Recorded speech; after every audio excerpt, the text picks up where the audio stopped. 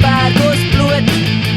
Tragen stolz unsere weisse Wäsche, so lang gelb wie es geht uns gut.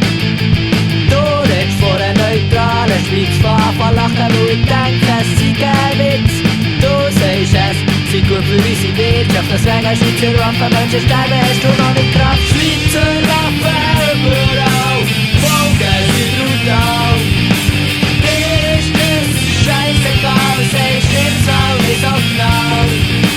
Ist es noch neutral? Schweizer Waffen überall. Ist es noch neutral? Krieg bedeutet auch Cash für uns. Findest du ja noch nice, checkst du nicht.